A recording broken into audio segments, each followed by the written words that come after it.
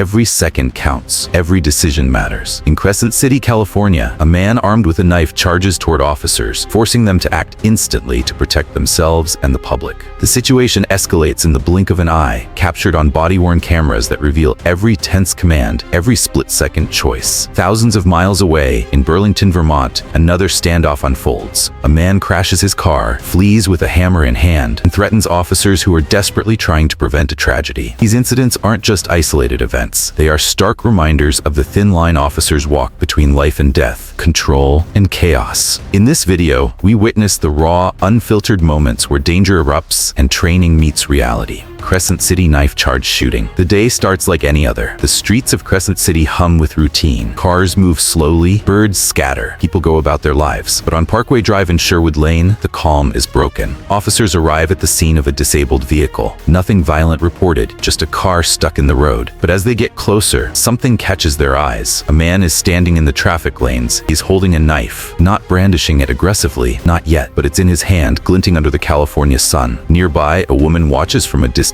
Her presence adds a tense layer to the unfolding scene. Officers position themselves carefully. Each step, each word is measured. Each command is deliberate. Step away from the knife, they call out. Calm, firm, protective. The man speaks, his voice calm but defiant. Words to the woman, words to the officers. His tone suggests reason, yet every word is undercut by the danger he carries in his hand. Officers try to redirect him. They urge him to move, to let the situation de-escalate. He refuses. Moments stretch. Each second feels like minutes. The knife lies on the ground, within reach, waiting for a decision that could change everything. Officers continue talking, trying to coax, to negotiate, to maintain control. They watch his eyes, his hands, his every subtle movement. A single misstep could end in tragedy. Then it happens. In one swift motion, the man scoops up the knife. No hesitation, no pause. He charges toward the officer, closing distance with alarming speed. The calm evaporates in an instant. Time slows. Stop, drop it, the officers shout. The knife is raised. Threat tangible, life-threatening. The officer fires once, twice, multiple times. Each shot a decision made in a heartbeat, a choice between survival and catastrophe. The man collapses. Officers rush forward. First aid is applied immediately. Del Norte ambulance is called. Every second is critical. Every action counts. The knife is secured. The threat is neutralized. And yet, the weight of what just happened lingers in the air. Officers breathe heavily. Heart rates spike. Hands shake. Training meets reality, and reality is brutal. The woman watches, shocked, silent. The street, once ordinary, now bears the marks of chaos and urgency. Medical personnel arrive. They take over care. The man's injuries are fatal. The scene is somber, heavy with grief and the stark reality of split-second decisions. No officers are injured. No bystanders are harmed. But the emotional impact resonates far beyond the moment. Each participant carries it with them. The fear, the adrenaline, the necessity of action in an instant where hesitation could mean death. Crescent City returns to its routine. The traffic hums. Birds scatter. Life goes on. But for those who are there, nothing will ever feel normal again. A disabled car on a quiet street became the stage for a life and death confrontation, and in the blink of an eye, choices were made and consequences delivered. A reminder emerges. Danger can hide in the mundane. The line between calm and chaos is thinner than most realize, and in that line, officers stand ready, prepared to act, knowing that every second, every movement, every word could save a life or end one. Burlington hammer threat incident. The day is quiet in Burlington, Vermont. Streets glisten under the afternoon sun. People move about their routines, unaware of what is about to unfold. Dispatch receives a call, a domestic assault in progress at a local parking lot. Officers respond immediately, their attention sharp, their minds preparing for uncertainty. They arrive and speak to witnesses, piecing together a narrative that is already chaotic. A vehicle has fled before their arrival. Officers are aware of the suspect through a be on the lookout alert issued by nearby jurisdictions. The suspect vehicle is spotted in a rear parking lot near a Domino's Pizza. Officers approach cautiously, positioning themselves to intercept the driver. Then, movement. A man, Thomas Burke, 41, jumps into the driver's seat and floors the accelerator. His vehicle lurches into motion, almost striking an officer in a marked cruiser with flashing blue lights. Heart rate spike, training meets reality. The chase begins. Burke drives recklessly, endangering everyone in his path. Cars, pedestrians, officers, all at risk in the fleeting moments of his desperate flight. The street becomes a stage of high tension where every decision can mean life or death. Burke crashes. Multiple vehicles bear the marks of his erratic escape. The chaos of metal and debris fills the air with the sound of sudden destruction. Officers now now face a new threat as Burke exits the vehicle, a hammer in hand. Commands are shouted, drop the hammer. Officers attempt to de-escalate, to reason, to prevent tragedy. Burke refuses. His voice rises in desperation, a mix of defiance and fear. He's determined not to go back to jail, to resist authority at any cost. The standoff continues. Burke flees on foot, weaving behind residential buildings, the hammer still clutched tightly in his grasp. Officers pursue, cautiously but decisively. Every step is calculated, balancing the need to protect the public and themselves, with the hope that this can end without further injury. Burke stops. He turns, facing the officers, hammer raised, threatening. He takes a stance, ready to fight, ready to escalate. The air is thick with tension. Seconds stretch into eternity. Officers deploy less lethal impact munitions. Projectiles strike Burke, forcing him to release the hammer. The immediate threat is neutralized. He is restrained, handcuffed, and under control. Officers ensure he is not further harmed. Emergency personnel arrive. Burke is transported to the University of Vermont Medical Center for evaluation. The chaos slowly recedes. Streets return to their routine. The public is safe, but the weight of what transpired lingers. Officers reflect on split-second decisions, the razor-thin margin between control and disaster. Burke's desperate actions could have ended in tragedy. Every shout, every command, every calculated step mattered. In Burlington, the incident becomes a stark reminder. Danger can erupt in a heartbeat, often where it is least expected. And in those moments, officers stand ready, vigilant, trained, and prepared to face the unknown to protect lives, maintain order, and restore safety. When the dust settles, what remains are the consequences of choices made in seconds. In Crescent City, a knife became a life-or-death threat. In Burlington, a hammer sparked panic, fear, and rapid response. Officers face situations no one expects, where calm, courage, and quick thinking define outcomes. Civilians are reminded that danger can appear where it's least anticipated. These bodycam recordings capture more than actions. They reveal the humanity, stress, and intense pressure behind every encounter. We witness, we learn, and we remember. Safety is fragile, and split-second decisions can save or take lives. If you found this footage eye-opening, comment below your thoughts and subscribe for more real, high-stakes bodycam stories from across the country.